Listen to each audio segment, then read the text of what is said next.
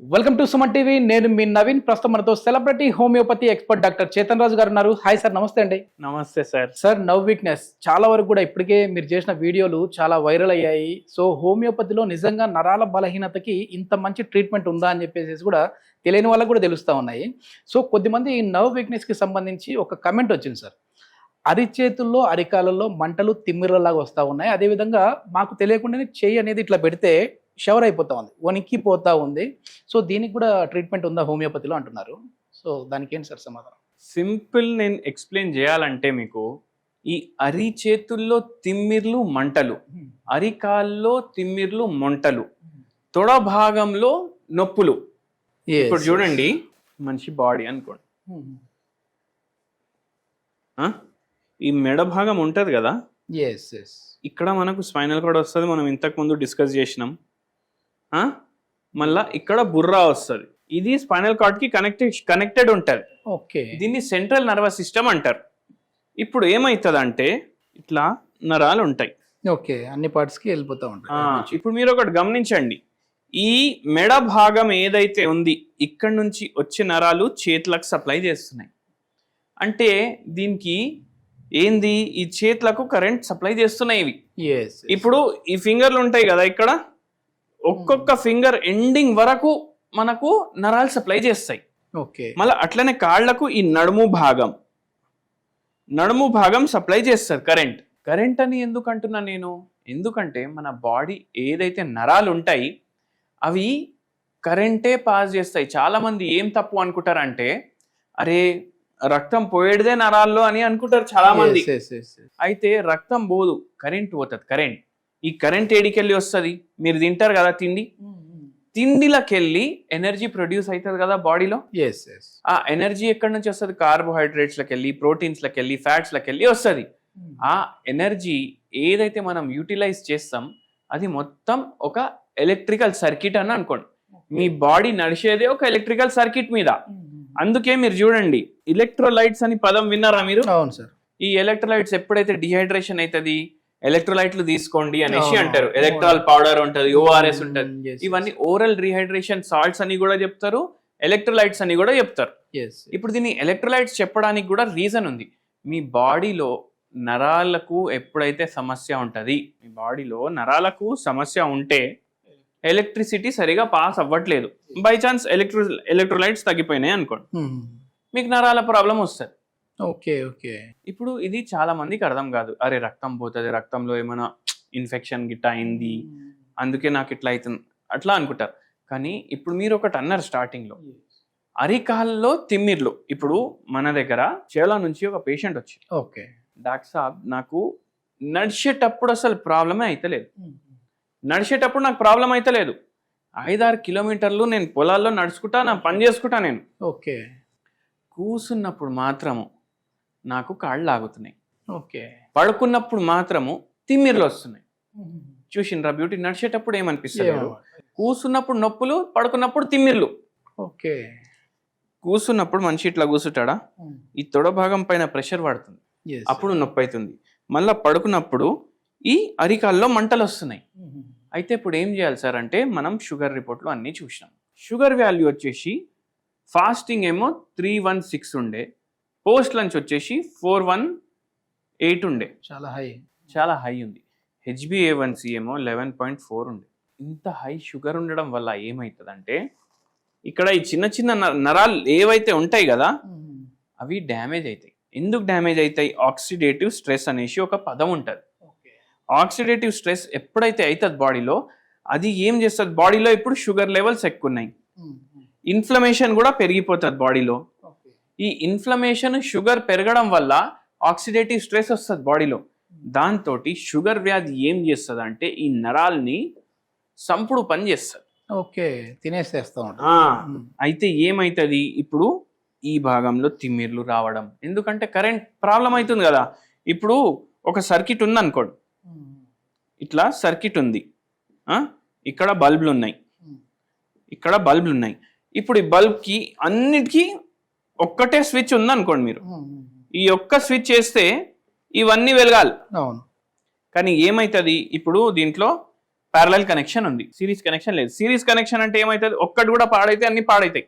Parallel లో ఏమవుతుంది, ఇప్పుడు ఒకటి వెలుగుతుంది ఒకటి వెలగట్లేదు, ఒకటి బ్లగ్ బ్లగ్ బ్లగ్ బ్లగ్ అని ఇట్లా కొట్టుకుంటుంది. అయితే దాని అర్థం ఏంది, ఇప్పుడు ఇక్కడ కూడా తిమిర్లు ఇట్లా వచ్చి ఇట్లా వెళ్ళిపోతున్నాయి. అయితే ఈ పేషెంట్ కి కూడా అట్లనే అనిపిస్తుండే.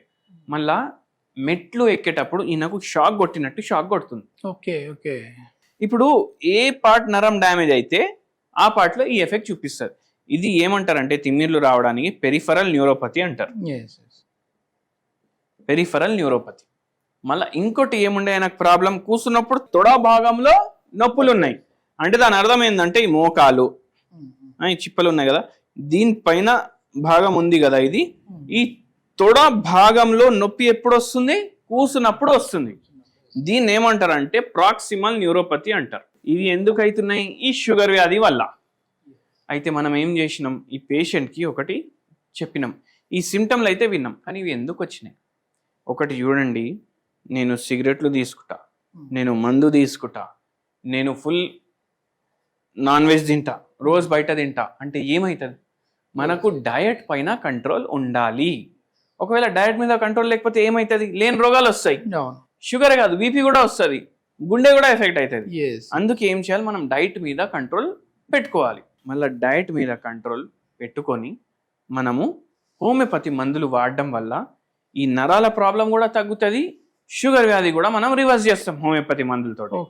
అయితే మెయిన్ మనకి ఏంది డయట్. ఇప్పుడు ఈ పేషెంట్ మన దగ్గర వచ్చిండ్రు ఊరికి వెళ్ళి, ఇప్పుడు ఈయనకు పొలాలు ఉన్నాయి చూసుకుంటున్నారు, మంచి బిందాస్ లైఫ్ ఉంది. కానీ నాకేమన్నారంటే, సార్ చూడండి నేను ఏ డాక్టర్ దగ్గర పోయినా ఈ పథ్యం ఆ పథ్యం, మందులకు ఈ పథ్యాలు ఉంటాయి అవి ఇవి అనేసి అంటారు, నాకు నచ్చదు. నేను ఫోన్లోనే అపాయింట్మెంట్ బుక్ చేసేటప్పుడు అడిగిన పథ్యం ఉంటుందా అనేసి. అయితే పథ్యం ఉండదు హోమియోపతి మందులకి అనేసి మీ వాళ్ళు చెప్తే వచ్చినా నేను. అయితే నేను ఒకటి చెప్పిన, హోమియోపతి మందుకి పథ్యం ఉండదు సరే, కానీ ఇప్పుడు మీకు ఉన్న రోగం వల్ల అవుతుంది కదా డ్యామేజ్, అవుతుందా లేదా డ్యామేజ్. ఇప్పుడు ఆ డ్యామేజ్ అవ్వకుండా ఉండాలి అంటే పథ్యం ఉండాలనా లేదా మీరు చెప్పండి అన్న. ఓకే, మందుకు కాదు నీకు పథ్యం ఉండాలి, నీకు పథ్యం ఉండాలి. మళ్ళీ అరే సార్ అట్లా ఎట్లా సార్, నాకు ఎంజాయ్ చేయాలని ఉంది లైఫ్ అన్నారు. సరే మీరు పొలాల్లో పనిచేస్తారు కదా, మీ ట్రాక్టర్ ఉందా అని అడిగి, అవును ఉంది ట్రాక్టర్. ఇప్పుడు అది డీజిల్ మీద నడుస్తుంది కదా, ఎంత డీజిల్ ఉంది దానికన్నా ఎక్కువ పోసి ఏమవుతుంది, ఓవర్ఫ్లో అవుతుంది అన్నారు. ఓవర్ఫ్లో అవ్వకుండా మీరు పంప్ తోటి ఇంకా ప్రెషర్ పెట్టి కొడితే ఏమవుతుంది, ఇంజన్లో ఓవర్ఫ్లో అవుతుంది కదా. ఓవర్ఫ్లో ఇంజన్లో అయితే ఇంజన్ పాడవుతుందా కాదా. ఇప్పుడు ఇక్కడ కూడా అదే అవుతుంది. ఇప్పుడు మీకు షుగర్ వ్యాధి ఉంది, మీరు ఎక్కువ డీజిల్ పోస్తున్నారు మీ బాడీలో, మీ బాడీ డీజిల్ మీద నడుస్తే ఎక్కువ డీజిల్ పోస్తున్నారు మీరు, ఏమవుతుంది, నరాలు పాడవుతాయి. అట్లనే మీకు అట్లనే ఇట్లా తయారైంది పరేషాని. మళ్ళీ ఇంత ఉంది లెవెల్, మళ్ళీ రేపు కిడ్నీలు లివర్లు అన్ని డ్యామేజ్ అవుతాయి. అది కావాలన్నా ఎంజాయ్మెంట్ కావాలన్నా అని అడుగు. సరే సార్ ఏదో ట్రై చేస్తానని తగ్గించుకోవడానికి. మళ్ళీ పేషెంట్ క్వశ్చన్ ఏంది అంటే, సార్ మీ మందులకి ఏమైనా సైడ్ ఎఫెక్ట్లు ఉంటాయా అని అడిగి. ఫస్ట్ థింగ్ నేను రిటర్న్ క్వశ్చన్ ఏం చేసిన అంటే, మీరు ఆల్కహాల్ తీసుకుంటారు, మీరు స్మోకింగ్ చేస్తారు, దీంతో వచ్చే సైడ్ ఎఫెక్ట్ కన్నా ఏ మందుకి సైడ్ ఎఫెక్ట్ ఉండదు. అంతా సైడ్ ఎఫెక్ట్. మీరు ఇంత చేస్తున్నారు, రోజుకి ఆల్మోస్ట్ 150 ml ఆల్కహాల్ తీసుకుంటారంట, మళ్ళా బీడీలు తాగుతారంట. అయితే ఏమైతుంది చెప్పండి మీరు. ఇప్పుడు దీంతో అయ్యే సైడ్ ఎఫెక్ట్ మీ బాడీ మీద ఏ మందు తోటి అవ్వదు, అండ్ హోమియోపతికి అయితే అసలు సైడ్ ఎఫెక్టే ఉండదు. సో మనం అది ఎక్స్ప్లెయిన్ చేసినాం.